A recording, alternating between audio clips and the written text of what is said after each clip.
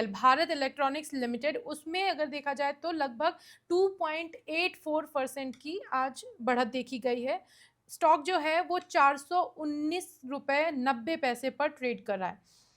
इस स्टॉक की बहुत सारी बातें हो रही क्योंकि इसने 3 बार बोनस शेयर बाँटा हुआ है और 2015 में ये लिस्ट हुआ था, तब से लेकर के ये भी ऐसी खबर थी कि अगर 1 लाख रुपए आपने लगाया हो तो आज की डेट में वो 1 करोड़ रुपए हो जाते। इस स्टॉक के बारे में आप क्या कहेंगे? So overall, fundamentally, I am very much bullish on BEL. ये लास्ट 3 महीने में आप देखोगे अच्छा आउट परफॉर्म किया है मार्केट्स के लिए, डिस्पाइट मार्केट स्टेबल या नेगेटिव थे।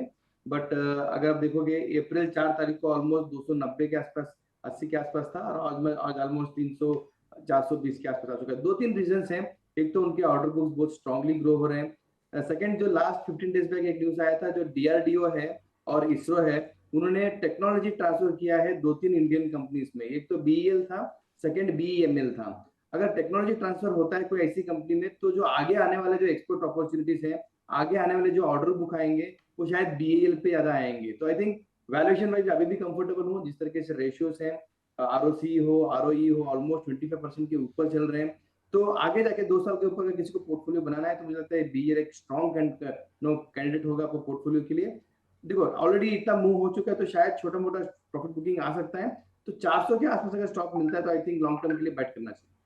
ओके, 400 के आसपास अगर करेक्शन के बाद में आपको प्राइस दिखता है तो BEL भारत इलेक्ट्रॉनिक्स लिमिटेड में खरीदारी की सलाह है 2 साल के नज़रिए के साथ में।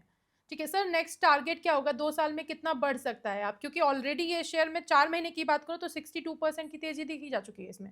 ऑलरेडी अब देखो आज की तारीख में ये ऑल टाइम हाई के आसपास ही ट्रेड कर रहा है। मुझे लगता है कि 500 520 तक साल भर के अंदर, और 600 के आसपास 2 साल के अंदर आ जाना चाहिए।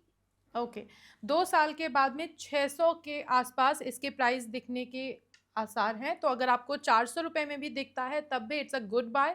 और 2 साल के नज़रिए, ऐसा नहीं कि आप 2 से 3 महीने में शॉर्ट टर्म के लिए नहीं, लॉन्ग टर्म के लिए कम से कम 2 साल आप होल्ड करने के इरादे के साथ इसमें पैसा लगा सकते हैं।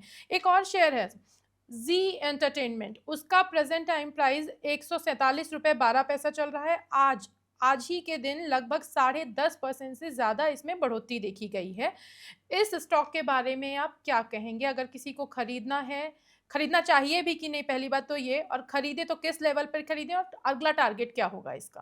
देखो इसमें 2 फैक्टर्स है, टेक्निकल और फंडामेंटल दोनों। मैं टेक्निकल पहला बताना चाहता हूँ कि टेक्निकली अगर ये 120 125 आता है, तो फ्रेश बाइंग कर सकते हैं। अगर ऑलरेडी किसी ने कोई भी लेवल से 120 130 में भी लिया, और मेरा एडवाइस यहाँ पे होल्ड ही रहेगा। टेक्निकल फैक्टर्स पे target should be 160 165 as a trading opportunity. अभी मैं फंडामेंटल की बात करता हूँ। वैल्यूएशन वाइज अभी भी बहुत कंफर्ट लग रहा है, जिस तरीके से इनका कंटेंट वैल्यूएशन है। मुझे लगता है कि स्टॉक यहाँ से एटलीस्ट 200 220 तक जाना चाहिए, on the basis of fundamentals, on a long term based story.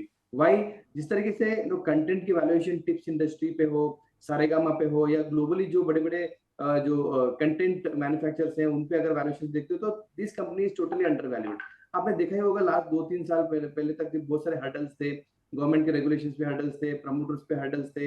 इनका और सोनी का डील होने वाला था, वो भी शायद बैक ऑफ हो चुका है। तो आई थिंक सब जो नेगेटिविटीज है वो बिहाइंड द वुड्स है। अभी यहाँ से वो सिर्फ अर्निंग्स पे फोकस करना चाहिए। अगर earnings quarter by quarter grow होते हैं, तो स्टॉक परफॉर्मेंस अच्छा करेगा। तो ओवरऑल टेक्निकल टारगेट 165 के ऊपर, फंडामेंटल 2 साल के ऊपर रखोगे तो 200 के ऊपर का टारगेट मेंटेन करना चाहिए। और सर बाइंग लेवल क्या बताया? 120 125। ओके, अगर जी का शेयर 120 125 की रेंज में मिलता है तो आप खरीद सकते हैं। 2 साल के अंदर इस शेयर के 200 तक पहुंचने की उम्मीद है। तो ये भी एक अच्छा है, लेकिन हाँ, लॉन्ग टर्म का नज़रिया हम रखेंगे।